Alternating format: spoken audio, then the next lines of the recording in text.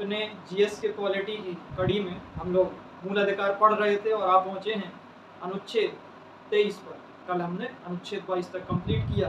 अनुच्छेद 19 में हमने वाक्य में व्यक्ति की स्वतंत्रता देखी। 20 में हमने देखा कि कार्योत्तर विधियों से संरक्षण, दोहरे दंड से मुक्ति, एक ही सजा के लिए 2 बार दंडित नहीं किया जाएगा, एक ही क्राइम के लिए। ठीक, आत्म अभिशंसा से मुक्ति। 21 में हमने जीवन, प्राण एवं दैहिक स्वतंत्रता का अधिकार देखा, जिसके अंतर्गत गरिमापूर्ण अधिकार और उसके अंतर्गत अनेक अधिकार देखे। 21 का में हमने शिक्षा का अधिकार देखा, जो कि 86वें संविधान संशोधन अधिनियम 2002 से आया था।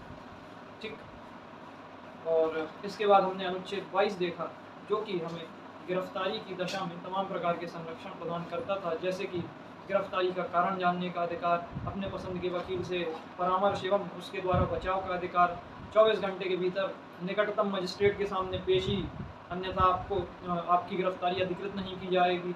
निवारक निरुद्ध भी देखा था कि 3 माह से ज़्यादा निवारक निरुद्ध में नहीं रखा जाएगा बिना हाईकोर्ट के जज की परमिशन के।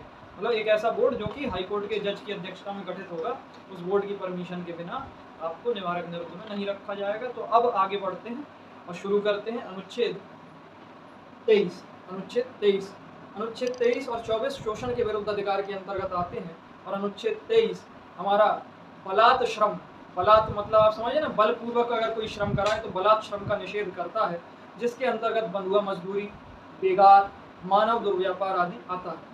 मानव दुर्व्यापार मतलब मानव की देह का व्यापार, जिसमें आप देखते होंगे समाज में ऐसे ऐसे वहशी तत्व मौजूद हैं। आज भी कोलकाता रेप की घटना तो अभी हाल ही में ताज़ा हुई है। इसके अलावा ऐसे वहशी दरिंदे इस समाज में व्याप्त हैं, जो कि छोटी छोटी बच्चियों का, महिलाओं का देह व्यापार करते हैं।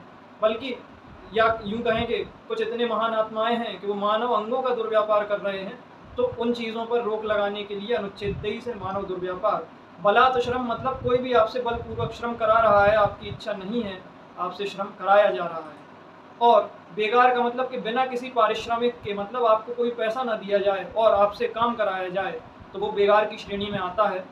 अच्छा, यहाँ पे बलात् श्रम में वो भी आएगा कि भाई आपकी इच्छा है लेकिन आपको कोई पारिश्रमिक नहीं दिया जा रहा है, आप अपनी इच्छा के अनुसार काम तो कर रहे हैं बट पारिश्रमिक नहीं दिया जा रहा है, तो इसे भी बलात् श्रम में माना जाएगा। तो दोस्तों, बलात् श्रम बहुत ही व्यापक परिभाषा है। ठीक, मानव दुर्व्यापार, बेगार बिना पारिश्रमिक के। अब बेगार की प्रथा हम देखेंगे जमींदारी काल में।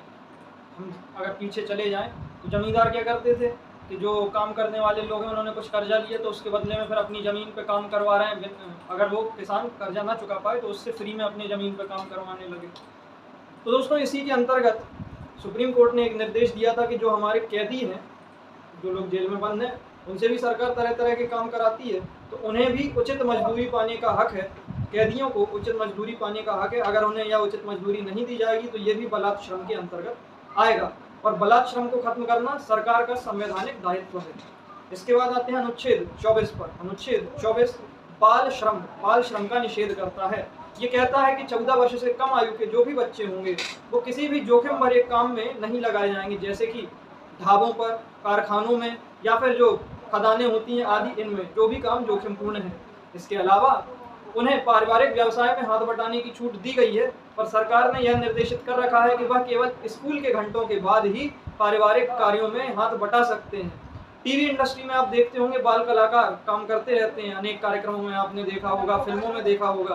तो इनके लिए कोर्ट ने नए दिशा निर्देश जारी किए थे, जिसके अंतर्गत कोई भी कलाकार केवल और केवल स्कूल के घंटों के बाद काम करेगा और 5 घंटे से अधिक काम नहीं करेगा। इसके अलावा एक बार में उसे 3 घंटे से अधिक काम नहीं करवाया जा सकता है।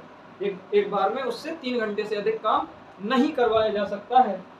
इसके अलावा अगर हम देखें तो यहाँ पे माता पिता को भी दंडित करने का प्रावधान है। अगर माता पिता उसे किसी जोखिम भरे कार्य के लिए अनुमति दे देते हैं, 14 वर्ष से कम उसकी आयु है, तो ऐसी दशा में कोर्ट माता पिता को भी दंडित करेगा। क्यों? क्योंकि उस बालक को तो समझ थी नहीं, आपको तो पूर्ण समझ थी, फिर भी आपने इस कानून का उल्लंघन किया, तो ऐसे में इनको दंडित करने का भी प्रावधान बनाया गया है।